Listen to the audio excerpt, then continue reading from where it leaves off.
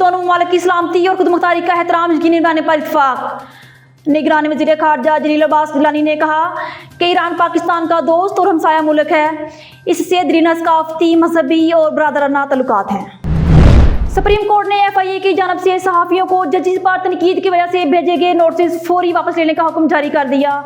सहाफ़ियों की हिरासगी से मुतल्लक़ अज़ खुद नोटिस की समाअत चीफ जस्टिस पाकिस्तान काजी फ़ाइज़ ईसा की सरबराही में हुई। सुप्रीम कोर्ट ने BNA के सरबराह अख्तर मैंगल को इलेक्शन में हिस्सा लेने की इजाज़त दे दी। चीफ जस्टिस काजी फ़ाइज़ ईसा की सरबराही में 3 रुकनी बेंच ने अख्तर मैंगल के कागजात नामजदगी की मंजूरी के खिलाफ अपील पर समाअत की।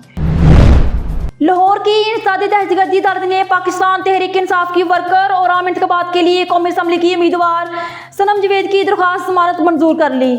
याद रहे कि सनम जवेद पर 9 मई को मुस्लिम लीग नून का ऑफिस जलाने का मुकदमा मॉडल टाउन पुलिस ने दर्ज किया था। इसके अलावा भी सनम जवेद के खिलाफ कई मुकदमा दर्ज हैं।